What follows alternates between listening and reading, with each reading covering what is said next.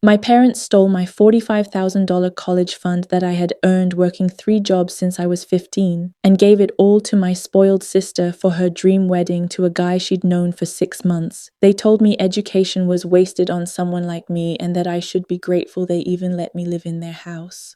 Little did they know I had been hiding something that would change everything. When I was finished with them, my sister's marriage was destroyed, my parents lost their house, and I got the last laugh. This is the story of how I made them pay for choosing her happiness over my future.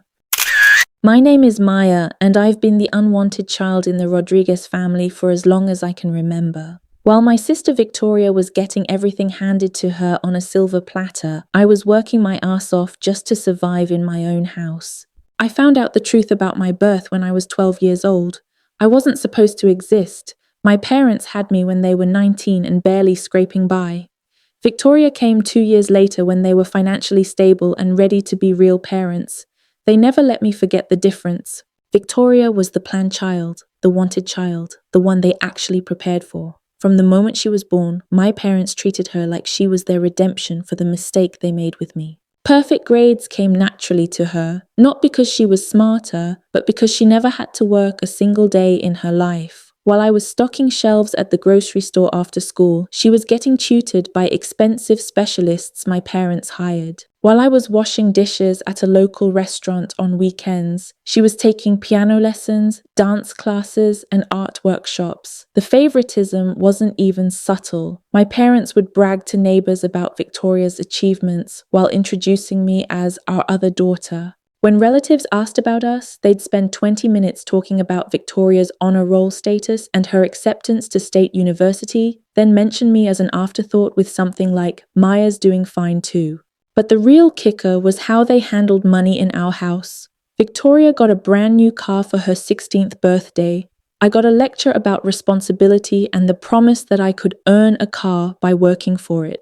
Victoria's college tuition, room, and board were paid in full before she even graduated high school. My college fund was supposedly being saved, but never seemed to grow despite my parents claiming they were contributing to it monthly. The truth was I had been funding my own college education since I was 15 years old. I worked 3 jobs, mornings at a coffee shop before school, afternoons stocking inventory at a sporting goods store, and weekends doing landscaping for neighbors. Every single paycheck went straight into what I thought was a joint college savings account with my parents. 60 hours a week, for 3 years, while maintaining decent grades and watching my younger sister get everything I was working my ass off to afford. My parents' treatment of me became a neighborhood joke. Mrs. Chen next door once asked my mom why I was always working while Victoria was always shopping. Mom's response? Maya needs to learn the value of hard work. Victoria is naturally responsible with money. Naturally responsible? The same Victoria who once spent $800 in a single day at the mall using my parents' credit card and faced 0 consequences. The same Victoria who crashed her brand new car 6 months after getting it and immediately got it fully repaired and detailed. The same Victoria who had never held a job, never paid a bill, and never faced a single financial consequence in her entire 16-year-old life. Meanwhile, I was calculating grocery costs in my head and choosing between buying school supplies and having lunch money. The breaking point started when Victoria announced her engagement to Brandon, a guy she had met at a fraternity party 6 months earlier. At 16, she was already planning her future wedding to this college freshman whose daddy owned 3 car dealerships. Brandon was everything my parents wanted in a son-in-law, came from money, drove a BMW his daddy bought him, and had never worked a day in his life just like Victoria.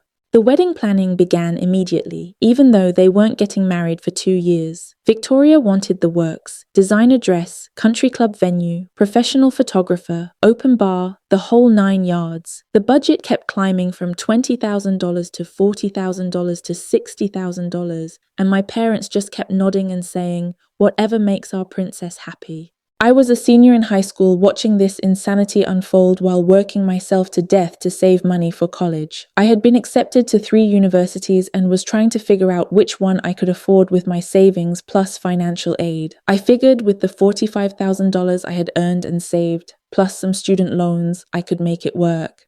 That's when my parents called me into the living room for a family discussion. "Maya," my dad began, "we need to talk to you about your college plans." I assumed they were finally going to contribute something meaningful to my education. Maybe they had been saving secretly and were ready to surprise me. We've been thinking about your situation, my mom continued, and we believe it might be better for you to take a gap year, maybe work full-time for a while, save up some more money. We've been thinking about your situation, my mom continued, and we believe it might be better for you to take a gap year, maybe work full-time for a while, save up some more money. What are you talking about? I have enough saved to start this fall. They exchanged glances, and my stomach dropped. Well, that's the thing, Dad said. We've had some unexpected expenses with Victoria's wedding fund, and we had to borrow from your college account temporarily. Borrow? How much? All of it, Mum said quietly. But it's just temporary. We'll pay it back after Victoria gets married when things settle down. I felt like I had been punched in the stomach. 3 years of working 60-hour weeks, 3 years of missing parties, dates, and normal teenage experiences, 3 years of saving every penny while watching my younger sister spend money like water. You spent my college fund on her wedding. She's 16. It's not spent, Victoria chimed in, appearing in the doorway. It's invested in my happiness. And honestly, Maya, college is probably wasted on someone like you anyway. You're not exactly Harvard material. The room went silent. My parents should have defended me, should have told Victoria that was cruel and inappropriate.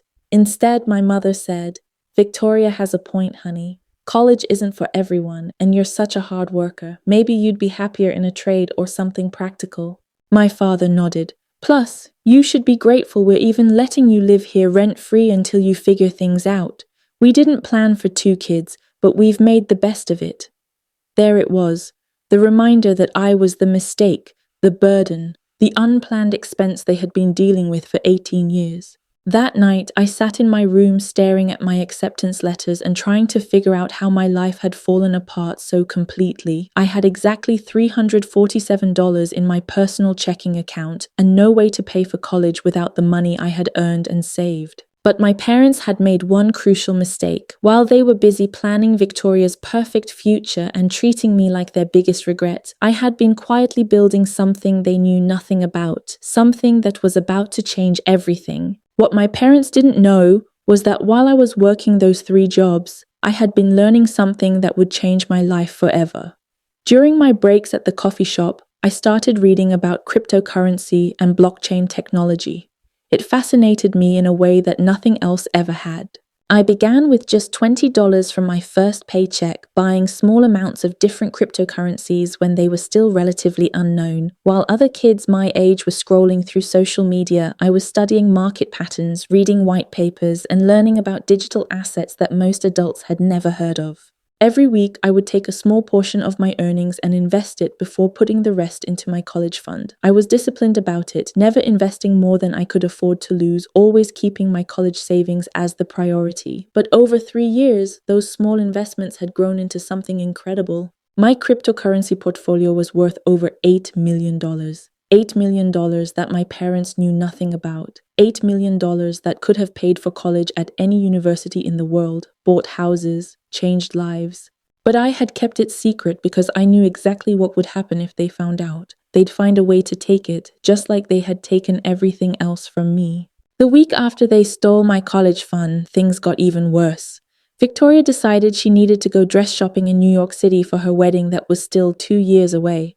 The trip cost $5,000 for flights, hotels, and shopping, money that came directly from my stolen college savings. This is so exciting, Victoria squealed, showing me photos of designer dresses on her phone. Brandon's mum is flying in to help me pick the perfect one. She says money is no object for her future daughter-in-law.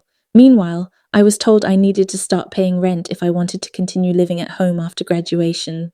It's time you learned about real responsibility, my father announced over dinner. $500 a month starting next week.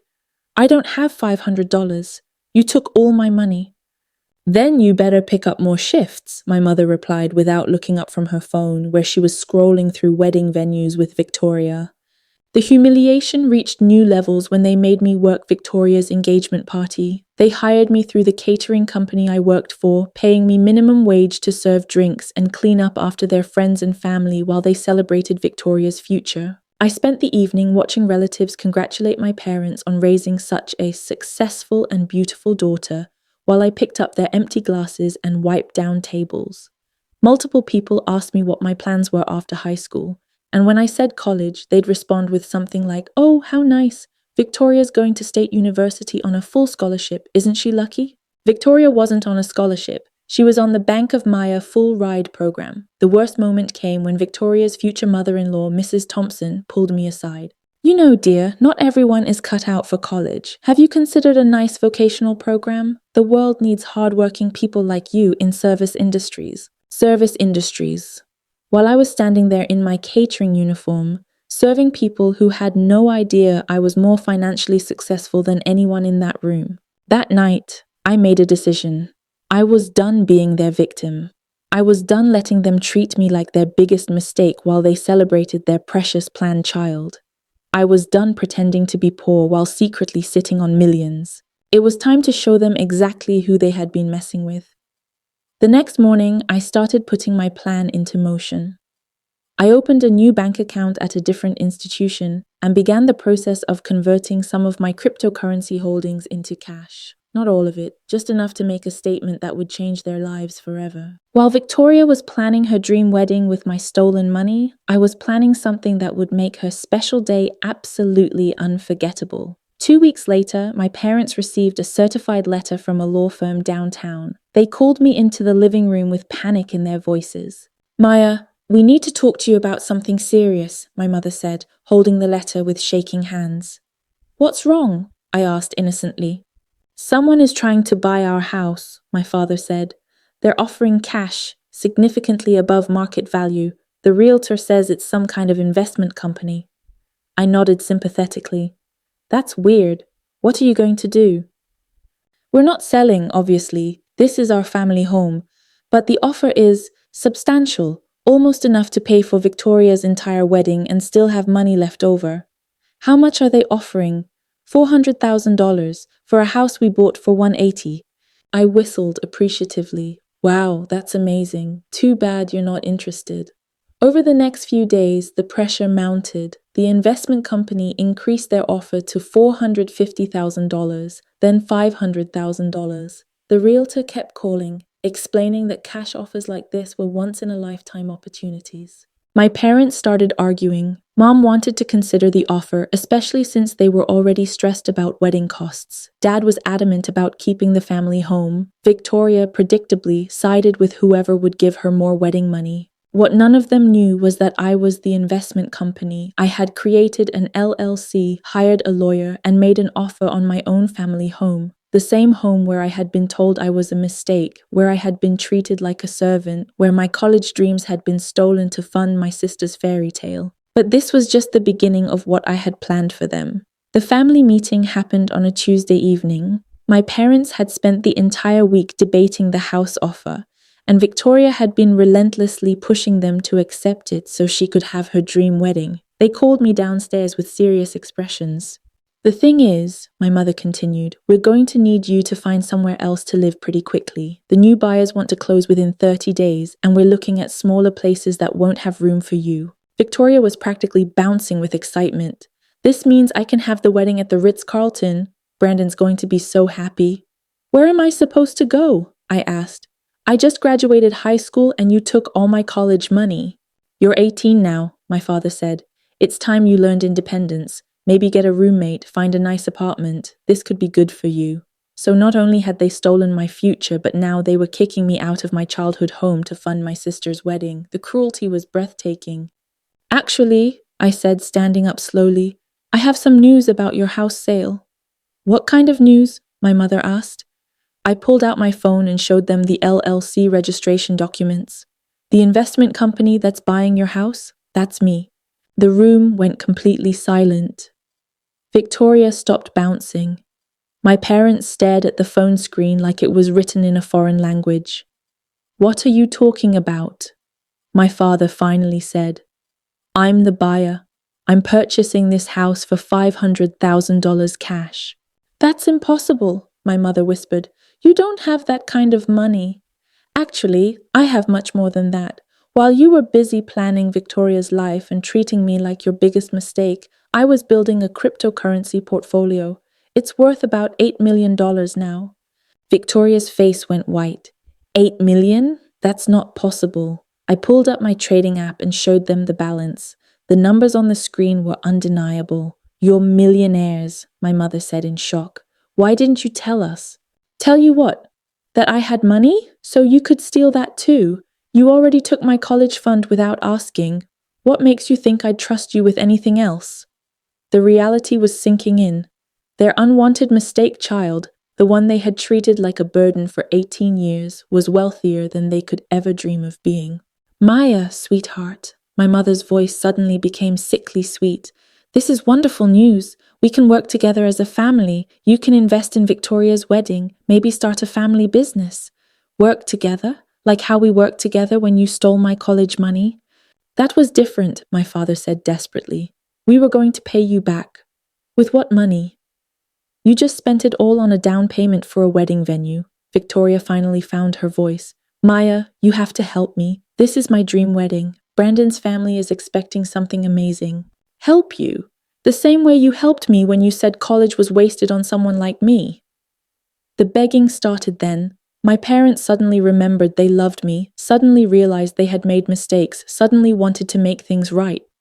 Victoria cried about how this would ruin her relationship with Brandon's family, how embarrassing it would be to downgrade her wedding plans. But I wasn't finished.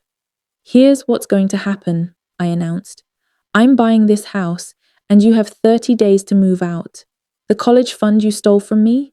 Consider that 3 years of rent you never paid. You can use whatever's left of my money for Victoria's wedding, but it won't be the Ritz-Carlton affair you planned. You can't do this to us, my father said, his voice rising. We're your family. You're right. You are my family. The family that told me I was a mistake. The family that stole my future to fund my sister's party. The family that was about to kick me out to make room for wedding money. Maya, please, my mother was crying now. We can fix this. We can pay you back. We can change. Change? You've had 18 years to change. You've had 18 years to treat me like I mattered. You chose not to. Victoria tried a different approach. If you help me have the perfect wedding, I'll pay you back someday, I promise. With what money? You've never worked a day in your life. You don't even know how to balance a checkbook. The next few weeks were chaos. Word spread quickly through our extended family that Maya, the family disappointment, was actually a cryptocurrency millionaire who had bought her parents' house out from under them. Relatives who had ignored me for years suddenly wanted to reconnect. Cousins who had never bothered learning my name were calling to congratulate me on my success. The same people who had listened to my parents talk about Victoria's achievements while dismissing me were now asking why they hadn't heard about my business ventures. My parents tried everything to change my mind. They offered to pay back the college fund with interest. They promised to treat me better. They even suggested legally adopting me again to start fresh. Victoria's wedding planning became a nightmare. Without the full $500,000 house profit, they couldn't afford the venue they had booked. Brandon's parents were confused about the sudden budget changes. Wedding vendors started canceling when deposits weren't paid on time. The final blow came when Brandon called off the engagement. His parents had done some research into the Rodriguez family finances and discovered the house sale drama. They didn't want their son marrying into a family with financial instability and internal conflicts. Victoria was devastated. The golden child's perfect life was crumbling, and for the first time ever, my parents couldn't fix it with money they didn't have. Meanwhile, I was living my best life in my beautiful new house, having paid cash for the same home where I had been treated like a burden for 18 years. 6 months after buying the house, I was sitting in what used to be my parents' master bedroom, now converted into my home office, when Victoria called me for the first time since the engagement ended. Maya, I need to talk to you. Her voice was different, smaller than I had ever heard it. What's up, Victoria? I'm working at Target in the electronics department. Mom and Dad are renting a 2-bedroom apartment across town, and I'm sleeping on their couch. The irony wasn't lost on me. The girl who had never worked a day in her life was now earning minimum wage, while the family mistake was living in luxury. How's that going for you? It's horrible. I don't understand how you did this for years. My feet hurt all the time, customers are mean, and my manager treats me like I'm stupid. Welcome to the real world, Victoria. Maya, I wanted to apologize for everything, for what I said about college being wasted on you, for taking your money, for treating you like you didn't matter. I had been waiting for this apology for 6 months, but hearing it now felt hollow. What changed your mind? The fact that I have money now, or the fact that you're finally experiencing what I went through?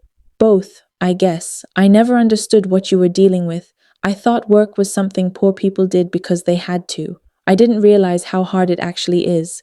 Victoria's transformation was dramatic. The girl who used to spend $800 in a single shopping trip was now clipping coupons and comparing prices at the grocery store. She had moved back in with our parents not out of choice, but because she couldn't afford rent on a retail salary.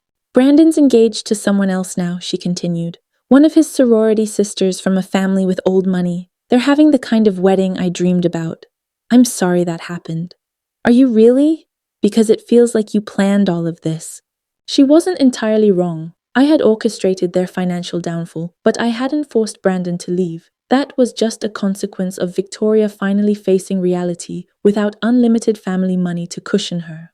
My parents' situation was even more pathetic. Dad had been forced to take early retirement when the stress of losing the house affected his work performance. Mom was working part-time at a dental office, filing insurance claims for $12 an hour. They were living paycheck to paycheck for the first time in their adult lives.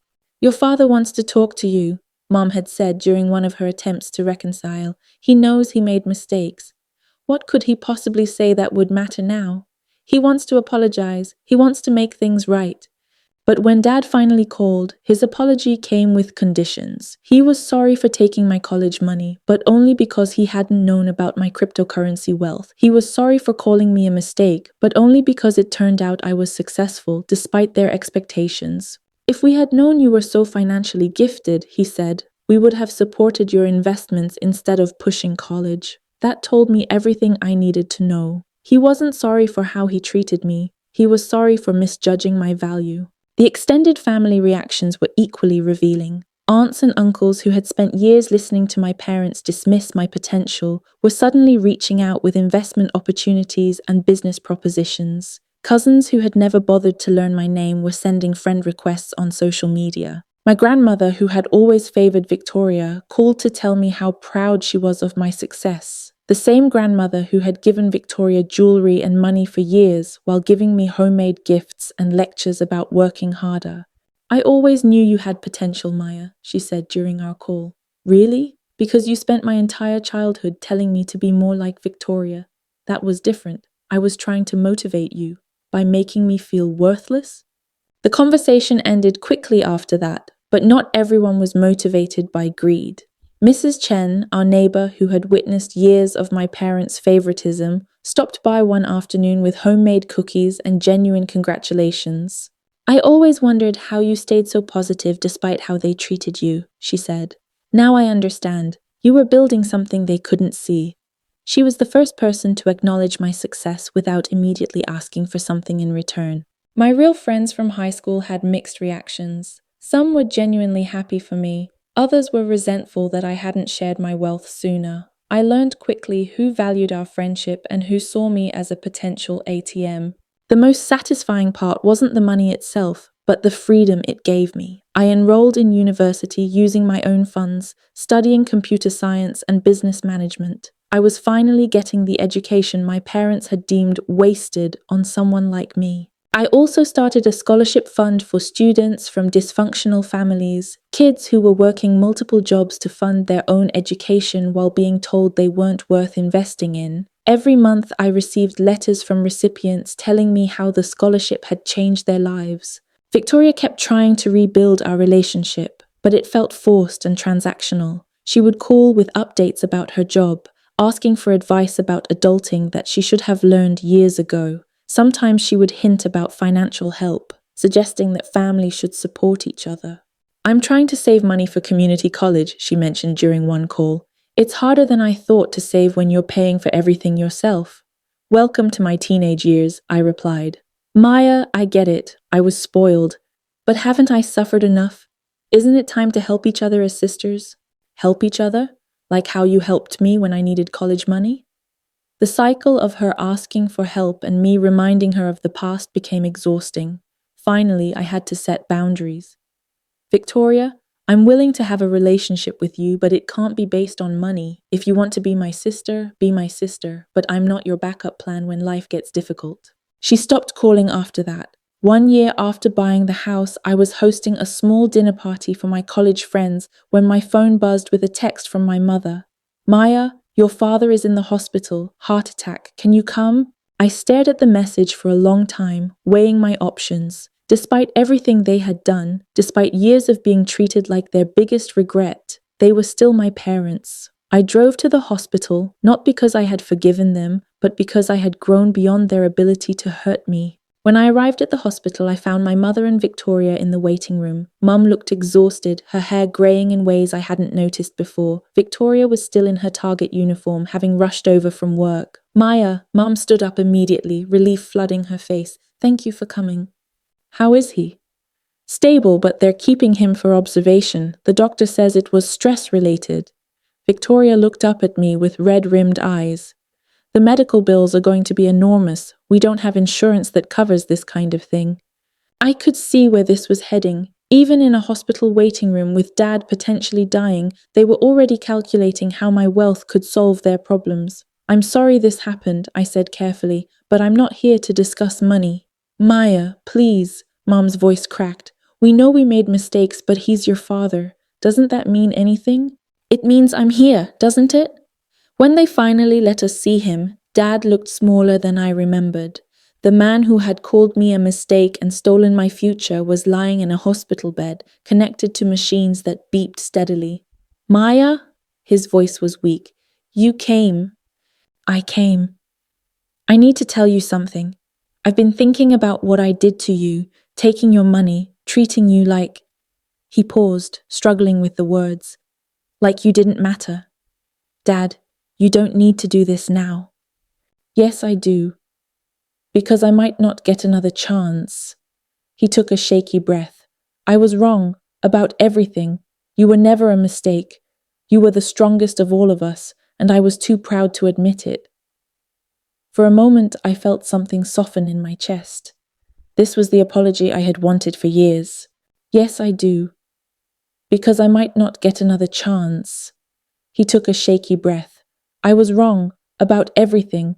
You were never a mistake. You were the strongest of all of us, and I was too proud to admit it.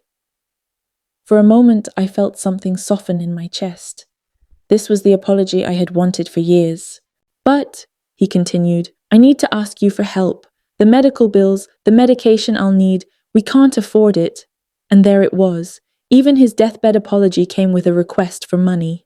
Dad, I'll make sure your medical bills are covered, I said quietly. But that's where this ends. What do you mean? I mean, I'll pay for your health care, but I'm not rebuilding your life for you. You made choices that led you here. Victoria made choices that led her here. Those consequences aren't my responsibility to fix. Victoria started crying. Maya, we're family. We're supposed to help each other. Family helps each other before disaster strikes, not after. Family doesn't steal college funds and call their children mistakes. I turned back to Dad.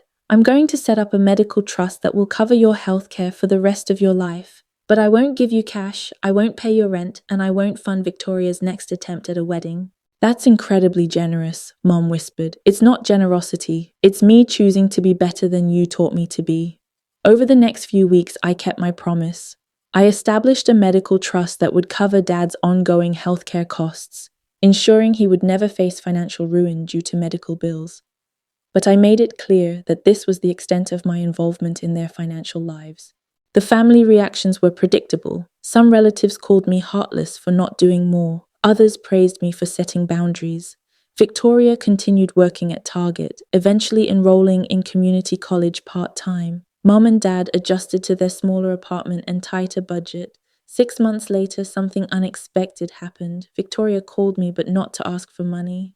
Maya, I wanted to tell you something. I got promoted to department manager at Target, and I've been accepted to a business program at the community college. That's great, Victoria. I also wanted to say thank you. For what? For not rescuing me. I know that sounds weird, but working these past months, struggling to pay bills, figuring things out on my own, I finally understand what you went through, and I'm proud of myself for the first time in my life. It was the first conversation we'd had in years that felt genuine. I'm proud of you too, I said, and meant it. I don't expect us to be close again, she continued. I know I can't undo 18 years of being awful to you, but I wanted you to know that I finally get it. You weren't lucky to become successful, you earned it. 2 years after buying the house, I was featured in a local business magazine for my scholarship foundation. The article mentioned my family background, describing me as someone who had overcome difficult circumstances to achieve success. Mom called after the article came out. I read about your scholarship program, she said. It's for kids from troubled families. Kids who work to support their own dreams while being told they're not worth investing in. That was you, wasn't it? That was your childhood. Yes, she was quiet for a long time. I failed you as a mother. I prioritized the wrong child, the wrong values. I don't expect forgiveness, but I want you to know that I see that now. Thank you for saying that. Your father and I talk about you sometimes, about how strong you were, how determined. We tell people we're proud of you, but honestly, we don't deserve to be. You succeeded despite us, not because of us. It was the most honest thing she had ever said to me. Today, 5 years later, my life looks nothing like the future my parents had planned for me. I graduated summa cum laude with degrees in computer science and business. My scholarship foundation has helped over 200 students escape difficult family situations and pursue higher education. My investment portfolio continues to grow, allowing me to fund bigger projects and help more people. I still live in the house where I was called a mistake for 18 years, but now it's filled with the laughter of friends who value me for who I am, not what I can provide. The master bedroom where my parents once planned Victoria's wedding is now my office, where I run a foundation that changes lives. My relationship with my family remains distant but civil. We exchange holiday cards and occasional phone calls. Dad's health has stabilized thanks to the medical trust. Mom has found peace in her smaller life. Victoria is engaged to a teacher she met at community college, planning a modest wedding she's paying for herself. Sometimes people ask if I regret how I handled everything. They suggest I was too harsh, that family should forgive and forget. But I learned something important from that experience. Forgiveness doesn't require you to rebuild bridges that other people burned down. Love doesn't mean accepting abuse because it comes from relatives. And success isn't just about accumulating wealth, it's about choosing who deserves access to your life. My parents taught me that I was a mistake, but the real mistake would have been continuing to let them define my worth. Some people are born into families that support their dreams. Others have to create their own families from friends, mentors, and people who see their value. Both paths can lead to happiness, but only one teaches you that your worth comes from within. I chose the path that led to freedom, and I've never looked back. If you enjoyed listening to my story, please hit that like button and subscribe for more crazy revenge stories. Don't forget to turn on notifications so you never miss when I drop a new video. I'll see you in the next one.